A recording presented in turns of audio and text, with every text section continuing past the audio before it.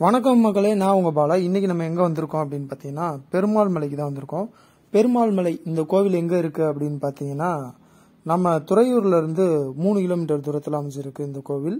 மலை மேல, அதாவது 7 மலை குன்றுகளை தாண்டி பெருமாள் வந்து அமர்ந்திருக்கிறார் இந்த கோவில்ல.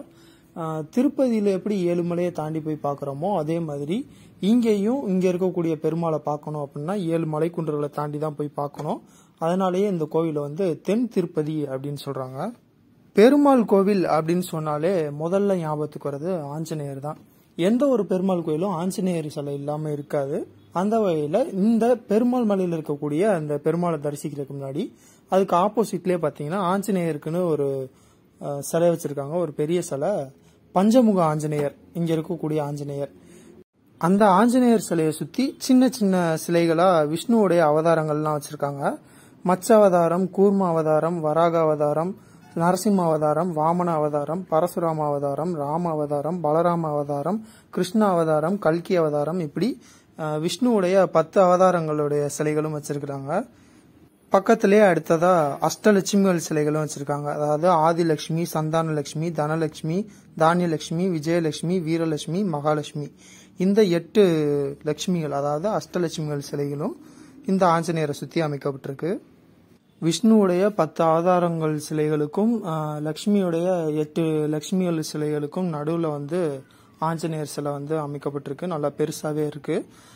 இங்க இருக்கக்கூடிய ஆஞ்சநேயர் வந்து நான் முன்னாடியே சொன்ன மாதிரி பஞ்சமுக ஆஞ்சநேயர், அதாவது 5 முகம் கொண்ட ஆஞ்சநேயர். நான் வேற எங்கேயுமே வந்து இந்த மாதிரி 5 முகம் கொண்ட ஆஞ்சநேயரை பார்த்ததில்ல. நீங்க அது மாதிரி இதுக்கு முன்னாடி பார்த்துருக்கீங்க அப்படின்னா மறக்காம கமெண்ட் பண்ணுங்க.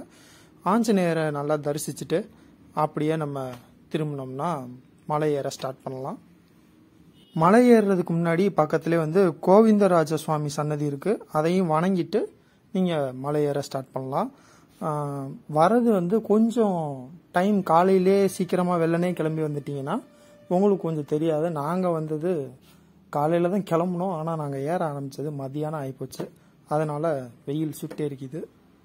நீங்க பெருமாள் மலை ஏறுறதா இருந்தா காலையில வெள்ளனமே கிளம்பி ஏற ஆரம்பிச்சிருங்க. அதே மாதிரி சாப்பாடு எதனா வாங்கிட்டு வரதா இருந்துச்சுன்னா முன்னாடியே வாங்கிட்டு வந்துருங்க. இங்க பக்கத்துல வந்து கடை எதுவுமே கிடையாது. அதனால சாப்பாடு வாங்கிட்டு வந்துட்டீங்கன்னா இங்கேயே உட்காந்து சாப்பிட்டுக்கலாம்.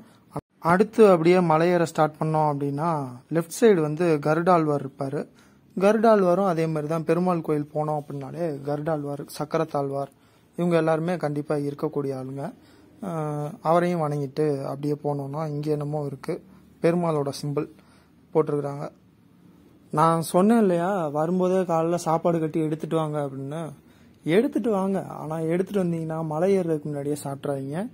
மொத்த குரங்கு கூட்டமே அந்த மலையில தான் இருக்கு. ஒருத்தர் பார்த்துட்டு சிக்னல் கொடுக்கறது, அங்க இருந்து ஒரு 10-15 பேர் வந்து நம்மளை ரவுண்டு கட்டுறது. இது மாதிரிதான் நாங்களும் சிக்கி சின்ன பின்னமானோம். அதனால இங்கே சாப்பிட வேணாம்.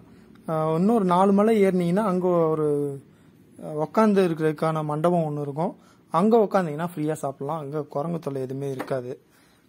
இந்த மலையில இருக்கக்கூடிய பெருமாள் வந்து ஸ்ரீதேவி பூதேவி சமேதராக கிழக்கு பார்த்த மாதிரி காட்சி அளிக்கிறாரு.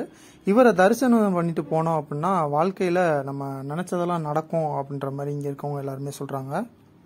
எங்கே போனாலுமே இந்த மலை பிரதேசம், மலையெல்லாம் ஏறி போறோம் அப்படின்னாலே மேல ஏறிட்டு கீழே இருந்து பார்த்தோம்னா அந்த வியூவே, அந்த ஃபீலே அது ஒரு ஃபீல் தான். அது ட்ரெக்கிங் போறவங்க நிறைய பேருக்கு அதை ஃபீல் பண்ணிருப்பாங்க. வயசு இருக்கிறப்பயே இந்த மாதிரி மலைகள்லாம் ஏறி பழகிங்க. ஏன்னா ஒரு குறிப்பிட்ட காலத்துக்கு அப்புறம் நம்மளே நினைச்சாலும் இந்த மாதிரி மலையில இருக்கக்கூடிய கோயில்கள்லாம் போய் பாக்குறதுங்கிறது நமக்கே சிரமமா இருக்கும். நம்மளை பாத்துக்கிறதுக்குன்னு ஒருத்தர் நம்ம கூடயே வந்து பாத்துக்கிற மாதிரி இருக்கும். இன்னொருத்தருக்கு சிரமம் கொடுத்து நம்ம போய் பாக்குற மாதிரி இருக்கும். அதனால வயசு இருக்கிறப்பயே இந்த மாதிரி மலைப்பகுதிகளில் இருக்கக்கூடிய எல்லா இடத்தையும் போய் பாத்துருங்க. எல்லா கோயிலையும் போய் தரிசிச்சுட்டு வந்துருங்க. இந்த பெருமாள் மலை ஏறுறப்ப பெருமாளுக்கு அங்கங்க விளம்பரம் இருக்கோ இல்லையோ தெரியல, செவுரு ஃபுல்லா அங்கங்க அவங்களோட விளம்பரத்தை நிறைய பண்ணி வச்சிருக்காங்க. இது என்ன பண்ணாலும் மாற்ற முடியாது. இவ்வளவு பெருசாலாம் விளம்பரம் பண்ணி வச்சிருக்காங்க. ஆனா பெருமாள் கோவில்ன்றதுக்கு அடையாளமா மேல இருக்கிற அந்த சங்கு, சக்கரம் அதெல்லாம் எங்கெங்கயோ தள்ளி விட்டுருக்காங்க. கீழே எங்கெங்கயோ கிடந்துச்சு. ஆரம்ப காலத்துலலாம் இந்த கோவில் வந்து பார்க்கணும், மேல இருக்க பெருமாளை பார்க்கணும் அப்படின்னா இந்த மலைப்பாதையில தான் போற மாதிரி இருந்தது. அதுக்கப்புறம் படிக்கட்டு அமைச்சாங்க. இப்போ வந்து ரோடெல்லாம் போட்டாங்க. அதனால பிரச்சனை இல்லை. நீங்க வண்டி கார்ல வந்தா கூட அழகா 7 மலை குன்றுகளையும் வண்டியிலேயே சுத்தி மேல போய் பெருமாளை பார்த்துடலாம்.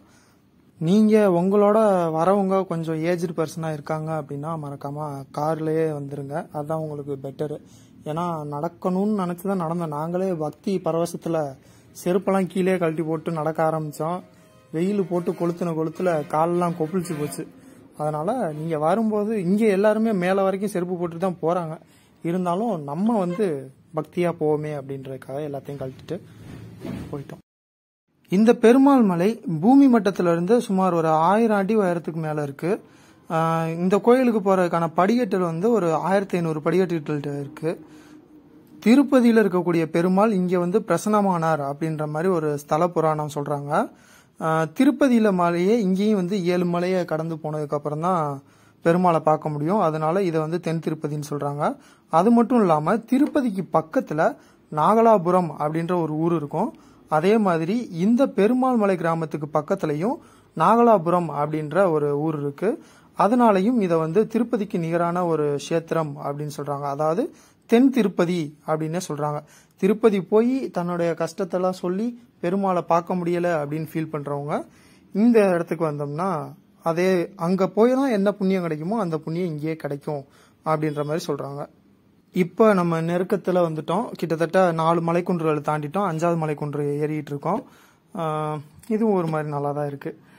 இந்த பெருமாள் மலையில அமைஞ்சிருக்கக்கூடிய இந்த பெருமாள் கோவிலுக்கு புராண கதைகள்லாம் இருக்கு அப்படின்னு சொல்றாங்க. அதாவது என்ன கதை அப்படின்னு கேட்டீங்கன்னா, கல்லணையை கட்டினார்ல கரிகால சோழன், அவருடைய பேரன் இந்த கோவிலை கட்டினாரு அப்படின்ற மாதிரி சொல்லியிருக்கிறாங்க.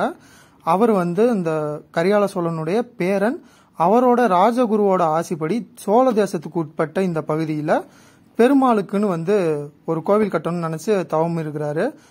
இங்க இருக்கக்கூடிய ஒரு இலந்தை மரத்துக்கு அடியில அவர் தவம் பண்ணிட்டு இருக்கிறப்ப அவருக்கு அதை பார்த்து மகிழ்ந்த பெருமாள் திருமண கோலத்துல அவருக்கு காட்சி அளித்ததா ஒரு வரலாறு சொல்றாங்க.